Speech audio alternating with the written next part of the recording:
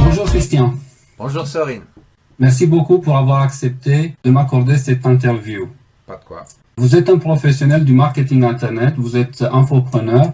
Pouvez-vous compléter la liste de domaines dans lesquels vous êtes un expert et depuis quand?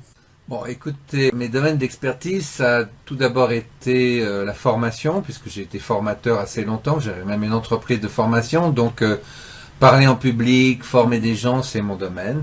Puis ensuite, j'ai découvert ce qu'on appelle le copywriting, c'est-à-dire l'art de l'écriture publicitaire, l'art d'écrire des textes qui font agir les gens.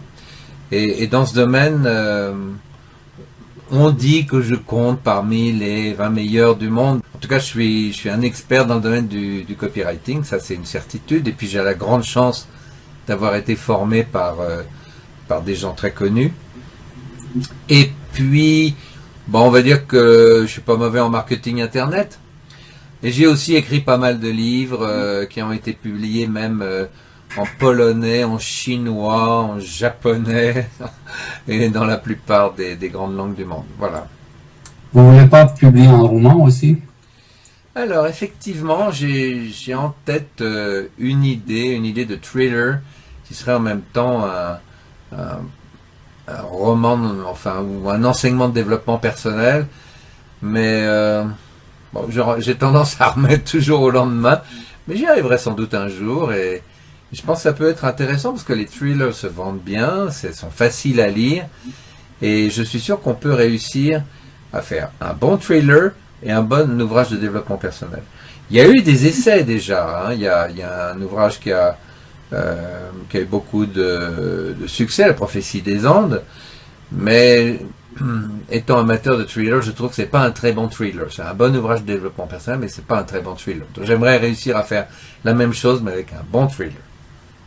Ce film dont vous venez de parler, ça me fait penser au sujet que nous sommes en train de traiter. Oui, c'est-à-dire? La magie de voir grand. Ah oui, bah, vous savez, tout est lié, hein, dans le domaine du développement personnel, tout est lié, et se débarrasser de ces blocages et de l'espèce de paire de lunettes que l'on a. Vous savez, c'est un petit peu comme, je sais pas si vous avez déjà pris une paire de jumelles en main, vous regardez, vous voyez très loin, très grand, et puis vous inversez, vous regardez de l'autre côté, et à ce moment-là, tout paraît tout petit. Eh bien, je crois que pour beaucoup de gens, c'est ça le problème, c'est qu'ils ont la bonne paire de jumelles, mais ils ne sont pas du bon côté. Par contre, quelqu'un qui avance dans l'âge, qui devient adulte, mature, il est censé voir, entre guillemets, plus loin. Oh non, ça je pense pas. Vous savez, on a dit que tout être humain connaissait 150 personnes maximum, et que si on prend ces 150 personnes, et que on calcule la moyenne du revenu des 150 personnes qu'on connaît, on arrive à peu près au revenu qu'on a. Et c'est vrai pour le revenu, à mon avis, c'est aussi vrai pour ce qu'on attend de la vie. Donc tout dépend beaucoup de votre environnement, et si vous ne pratiquez pas des gens qui, eux, voient grand, bah, tout naturellement, votre vision, elle est comme celle de la plupart des gens que vous connaissez.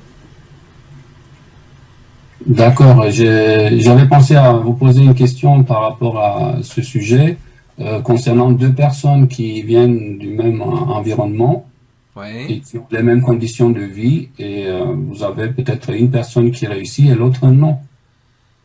Oui, mais est-ce que ces deux personnes pratiquent et ont comme modèle les mêmes personnes? Je ne pense pas. Par exemple, je discutais hier avec un marketeur Internet qui me disait que il avait ces dernières années peu à peu cessé de lire. Et puis il s'est remis à lire des ouvrages de développement personnel, et notamment des ouvrages de gens qui ont bien réussi et qui expliquent comment ils ont fait. Et il me dit, c'est dingue parce que je croyais que mon business tournait bien, j'avais un revenu tout à fait normal, et brusquement j'ai l'impression que c'est comme si j'avais des œillères devant les yeux, sans m'en rendre compte. Je m'étais en quelque sorte enfermé moi-même dans un espèce de train-train, et ces lectures m'ont totalement ouvert les yeux, et ça donnait un grand boom à mon business. Donc c'est juste pour illustrer que ce soit par le biais de lecture, de regarder des vidéos, ou que ce soit d'avoir des discussions avec des gens, les gens que l'on pratique ont une influence colossale sur nous. À condition bien sûr de l'accepter. Si vous regardez ces gens et que vous dites ah oui, ce type-là, c'est formidable ce qu'il a fait, mais moi j'y arriverai jamais, c'est sûr que ça aide pas. En fait, le problème de beaucoup de gens, c'est de se sous-estimer. Alors, de se sous-estimer, c'est vrai, c'est vrai. On s'envoie constamment des messages de blocage, d'inhibition, et on prend souvent le relais de nos parents, de nos professeurs qui nous ont dit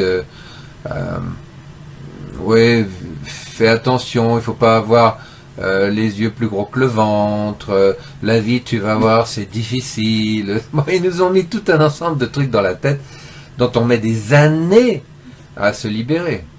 Mais c'est l'école peut-être aussi. À l'école, par exemple, j'ai fait l'école en Roumanie, j'ai fait le lycée en Roumanie, j'ai fait 3 ans à l'université de construction à Bucarest. Je n'ai pas terminé mes études, mais pendant cette période, tout ce cursus, jamais j'ai entendu parler des mots comme réussir dans la vie ou avoir des projets. Ou je pense que l'école aussi.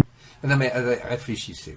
Est-ce que vous connaissez beaucoup de professeurs qui ont des réussites brillantes